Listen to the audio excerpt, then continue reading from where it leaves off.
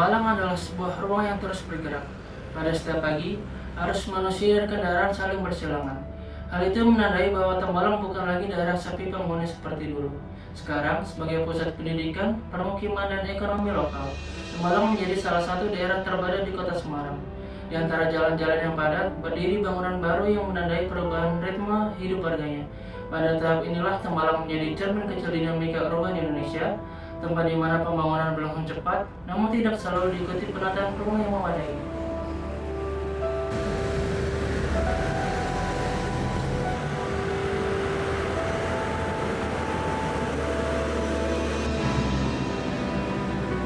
Dalam kerangka pembangunan berkelanjutan, tata ruang memiliki peran vital untuk menciptakan kota yang inklusif, aman, tangguh, dan berkelanjutan. SDG 11 menegaskan bahwa ruang bukan hanya wadah fisik, tetapi arena kehidupan sosial, ekonomi, dan lingkungan yang saling berkaitan. Dengan membaca Tembalang melalui prinsip ini, kita dapat memahami bahwa bagaimana sebuah kawasan tumbuh di tengah keterbatasan lahan, ketidakteraturan pola bangunan, serta kebutuhan akan ruang publik yang memadai.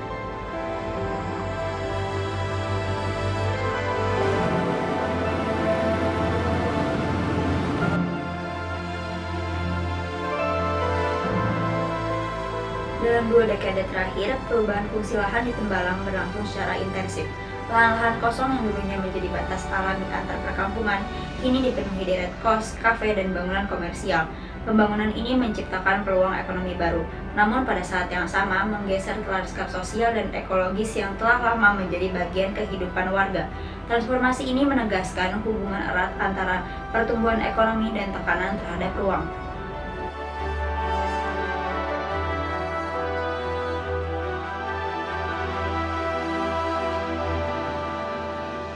Pembangunan yang meningkat turut mengubah pola mobilitas.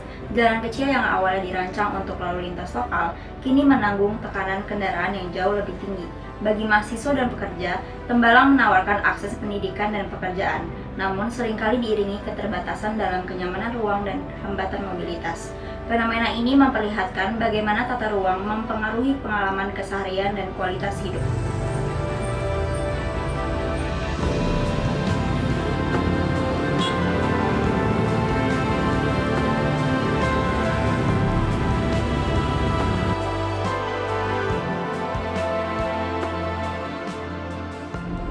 Di balik perubahan fisik yang kasat mata, terdapat pengalaman subjektif warga yang merasakan dampak pembangunan secara langsung.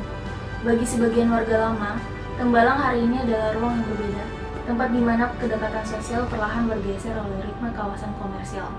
Sementara itu, pelaku usaha kecil memandang perubahan ini sebagai peluang untuk bertahan, meskipun ruang yang mereka gunakan semakin sempit.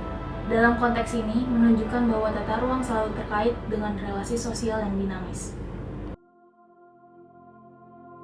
Dulu kan tamannya kan sebelum itu belum jadi, sekarang udah jadi ya agak rame.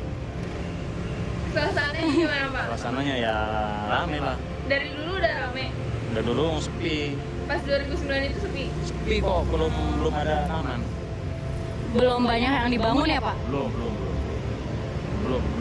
ada yang dibangun. Jalan juga masih sepi kok.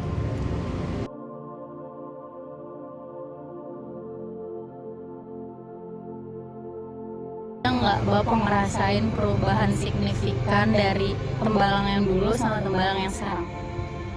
Banget sih, pas mulai pindah atas semua. Sebelumnya kan di bawah mulai pindah sini ya makin ramai. Makin ramai. Nah, sebelumnya kan paling cuma teknik, peternakan, sama apa itu namanya MIPA, ekonomi, yang lainnya masih bawah. Setelah fisik kan bawah. Setelah itu pindah ke Tembalang, makin ramai banget. Jalan macet, warung banyak, usaha-usaha banyak. Terus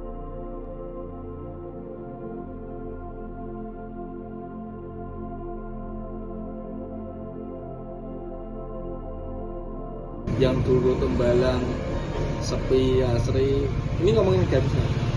Kan sekarang jadi ramai, kos-kosan banyak 24 jam, warung-warung 24 jam di sini. Negatifnya ya rame-rame itu aja sih. Perkembangan kawasan yang cepat tidak selalu diikuti kesiapan infrastruktur. Pada titik-titik tertentu, drainase tidak mampu mengimbangi laju pembangunan. Hal ini menghasilkan genangan dan risiko lingkungan lainnya. Ruang hijau mengecil, sementara tekanan terhadap kualitas udara dan suara meningkat. Ini menimbulkan pertanyaan tentang bagaimana sebuah kawasan dapat tumbuh tanpa mengabaikan daya dukung ekologis yang menjadi fondasi keberlanjutan. Mulai masuk bekerja, mahasiswa mulai masuk dan jalur kepulangan memang cukup padat. Pada akhirnya, Tembalang memberi kita gambaran tentang bagaimana kota dapat bertumbuh sekaligus menghadapi tantangan. Pertumbuhan tidak dapat dihindari, namun arah pembangunan selalu dapat dinegosiasikan melalui kebijakan yang peka, partisipasi warga, dan pemahaman yang mendalam tentang relasi antar manusia dan ruang. Pertanyaan yang tersisa adalah bagaimana masa depan Tembalang dapat dirancang sebagai ruang yang inklusif, aman, dan berkelanjutan. Pertanyaan ini bukan hanya untuk para perencana kota, tetapi juga untuk setiap orang yang hidup dan bergerak di dalamnya.